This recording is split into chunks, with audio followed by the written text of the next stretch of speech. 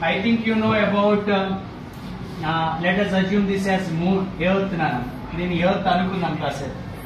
So moon ekkado ikkada undi universe lo anukundam. What is the distance between surface of the Earth to surface of the moon? That is 3,84,000 kilometers. Okay, Nana? Distance between Earth and moon is 3,84,000 kilometers. అంటే మనకి భూమికి చంద్రుడికి మధ్య ఉన్న దూరం ఎంత అంటే నాన్న 3,84,000 kilometres. I will use both languages Rana. Okay, జాగ్రత్తగా వింటానికి ట్రై చేయండి. ఎర్త్ నుంచి మూన్ వరకు ఉన్న డిస్టెన్స్ ఎంత అంటే నాన్న 3,84,000 kilometers. And the distance between Earth and Sun is around 15 lakhs kilometers. మనకి సూర్యుడికి మధ్య దూరం ఎంత ఉంటుందంటే నాన్న 15 లక్షల కిలోమీటర్లు ఉంటుంది. అంటే మనకి చంద్రుడికి మధ్య ఉన్నటువంటి డిస్టెన్స్ కి ఒక 3 times more than 3 times extra distance మనకి సన్ మధ్య డిస్టెన్స్ ఉంటుందని. ఓకే, సో మన టార్గెట్ ఏంటన్నా, we need to cover this distance, this much of distance, 3,84,000 kilometers distance కదా. ఇది మన టార్గెట్, రైట్. ఈ టార్గెట్ ని మనం ఎన్ని డేస్ లో ఫినిష్ చేసాం నాన్న?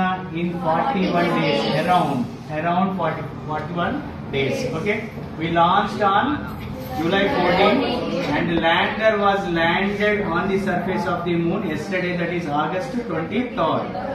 Okay, rough గా 41 to 42 days మనకి 40 days 23 hours, close to 41 days మనకి టైం తీసుకుంటున్నాను. Okay, right. నేను ఇంకా ఈ 41 days లో ఏం జరిగింది అనే దానికన్నా కూడా నిన్న ఏం జరిగింది అని చెప్తాను. Okay, so when we launched, మనం లాంచ్ చేసినప్పుడు అది ఎక్కడి నుంచి ఎలా లాంచ్ చేశాను? We launch the Chandrayaan 3 from the surface of the earth. అట్లాగే ఈ 3 మెషిన్స్ డిఫరెన్స్ కూడా ఒక నిమిషం చెప్తానన్నాను కదా. సో మనం 2008 లో ఏం చేసామంటున్నానా, వి లాంచ్ C1 చంద్రయాన్ 1. ఏం చేసాం? అది ఓన్లీ మూన్ ఆర్బిట్ లో ఒక ఆర్బిటార్ రివాల్వ్ అయ్యేటట్లు మనం ట్రై చేసాం. అంటే ఒక రాకెట్ నుంచి లాంచ్ చేసాం, లాంచ్ చేసి ఇక్కడికి ఈ పాత్ లోకి we launch the orbiter. That's all. Still now, right now also this orbiter is revolving around the moon in the orbit. ఈ మూన్ చుట్టూ ఉన్నటువంటి ఆర్బిట్ లో ఇప్పటికి కూడా మనం 2008 లో లాంచ్ చేసినటువంటి పంపించినటువంటి ఆర్బిటార్ ఇప్పుడు కూడా స్టిల్ నౌ, ఇప్పుడు కూడా అది రొటేట్ అవుతూనే ఉంది. నాకు is it was it successful mission or failure mission? మన టార్గెట్ రీచ్ అయ్యాము. ఎర్త్ నుంచి మనం ఆర్బిట్ లోకి ఆర్బిటార్ ని ఎంటర్ చేయించాం. స్టిల్ నౌ, ఇప్పుడు కూడా right now that is also revolving కదా. సక్సెస్ఫుల్ గా మనం 2008 లో మిషన్ చంద్రయాన్ 1 ని మనం లాంచ్ చేయగలిగాం. Next when come to 2019 we try to land on the surface of the moon. 2019లోనే సో చంద్రయాన్ 2 ద్వారా మనం ల్యాండ్ అవ్వడానికి ఒక ట్రైల్ వేసాం, బట్ మనం ఫెయిల్ అయిపోయాం. ఓకే, ఫెయిల్ అయిన దాన్ని మళ్ళీ ఇప్పుడు ఏం చేసాం? 2023లో చంద్రయాన్ 3 ద్వారా సక్సెస్ అవ్వడానికి ట్రై చేసాం. Finally we succeeded. Okay, so మరి ఎక్కడ ఫెయిల్ అయ్యాం సార్? ఆ ఫెయిల్యూర్ దగ్గర నుంచి మనం ఎలా కరెక్షన్ చేసుకుని ఎలా సక్సెస్ అయ్యాము అనేది ఒక డిఫరెన్స్ ఎక్కడుందో చెప్తారు. ఏం జరిగింది నాన్న ఇక్కడ? సో హియర్, సో మనం ఎంటర్ చేసాం నాన్న. So we launch the Chandrayaan 3 in 2023 July 14 మనం లాంచ్ చేసాం. So this let us assume ఇట్లా వెళ్తుంది అనుకుందాం నాన్న. This is the path of the rocket అనుకుందాం. ఓకే, ఇలా ఉంటుంది నాన్న. This is the path of the rocket. ఇలా తీసుకోండి. Okay, first the direction of the trajectory of the path of the rocket satellite is like this. ఇలా అడ్డంగా వెళ్తూ ఉంటుంది. ఇలా హారిజెంటల్ గా ట్రావెల్ చేసేటప్పుడు దాని స్పీడ్ ఎంత తీసుకుంటుంది అంటే అది 6,000 km/h. 7th క్లాస్ వాళ్ళకి తెలిసి ఉంటుంది. Okay, right. So the velocity of the speed of rocket satellite is around 6,000 km/h. ఒక్క గంటకి 6,000 కిలోమీటర్ల స్పీడ్ తో వెళ్తూ ఉంటుందన్న. ఓకే, మరి నెక్స్ట్ ఏం చేయాలన్నా, ఇలా ట్రావెల్ అవుతూ ఏం చేయాలి? ఇక్కడికి వచ్చాక చూడండి నా జాగ్రత్త.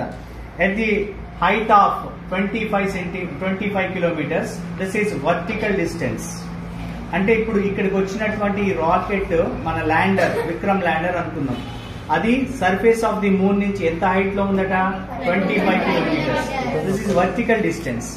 అట్లాగే ఇప్పుడు అది ఇక్కడ ఉంది కదా నాన్న, ఇక్కడి నుంచి అది ఏం చేయాలి? So from here to hear ఇక్కడ ల్యాండ్ అవ్వాలి. Okay, this is vertical distance.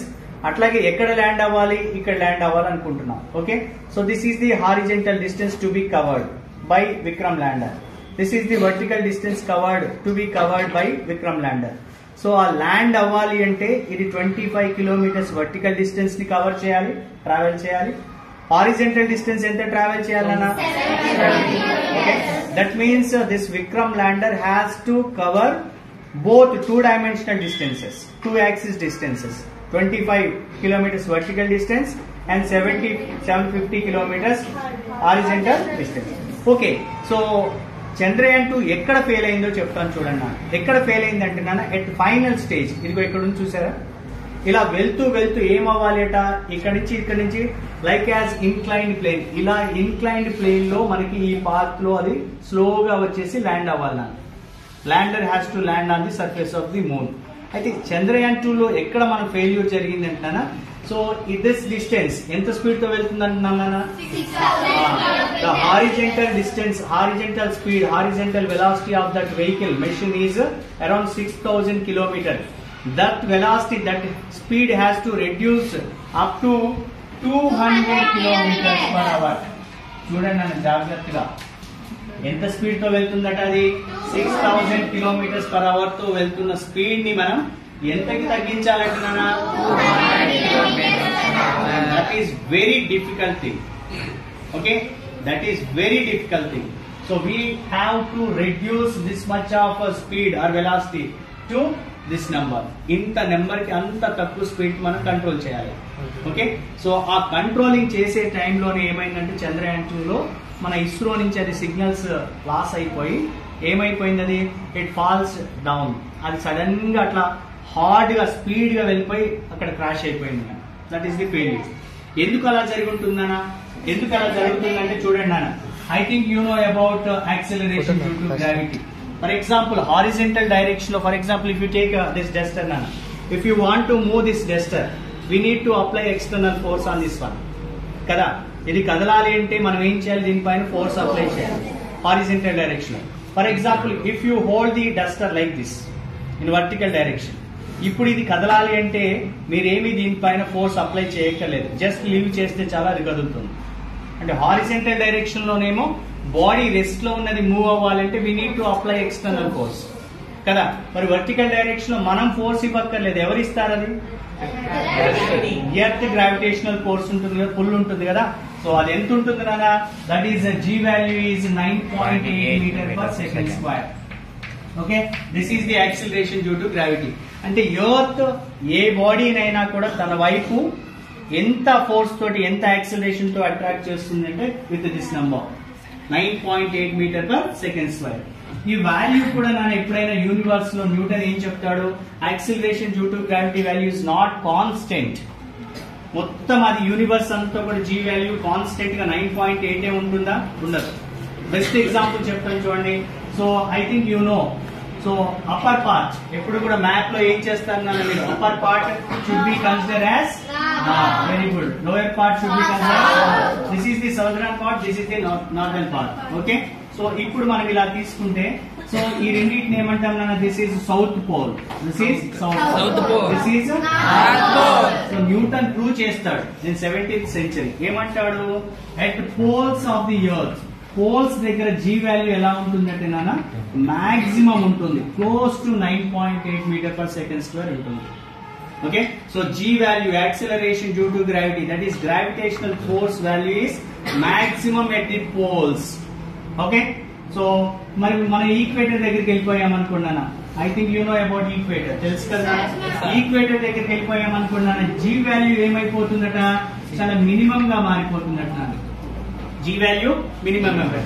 For example, if you go towards center of the earth, మీకు ఓపిక ఉండి సెంటర్ ఆఫ్ ది ఎర్త్ దగ్గరికి వెళ్ళిపోయారు అనుకోండి, ఐడెంటిఫై చేసి G value becomes 0 at the centre of the earth. అంటే అక్కడ ఏమి గ్రావిటేషనల్ పుల్ అనేది ఏమి ఉండదు. సార్ మనకి చంద్రయాన్ గురించి మాట్లాడేటప్పుడు ఈ యాక్సిలరేషన్ డ్యూ టు గ్రావిటీస్ ఇవన్నీ ఎందుకు sir? That is the logic. అదే లాజిక్ ఇప్పుడు మనకి అది ఎక్కడ ఫెయిల్ అయింది, ఇది ఎక్కడ సక్సెస్ అయిందో తెలిసిపోతుంది చూడండి అని మీకు. So I think you know the weight formula. Weight of any body is W equals to mg. Okay, weight formula ఏంటంటే mass into acceleration due to gravity. That means mass of any body depends on gravitational force. Okay, weight of any body depends on acceleration due to gravity. Okay, so what is the value of g nano? 9.8 meter per second square అంటున్నాను. Okay, for example నేను ఇక్కడ నా wait 60 kgs ఉందనుకోండి అన్న, ఇక్కడ on the surface of the earth. ఇప్పుడు నన్ను పట్టుకెళ్ళి మీరు మూన్ సర్ఫేస్ పైన నా వెయిట్ చూసారనుకోండి, నేను అక్కడ 60 కాదు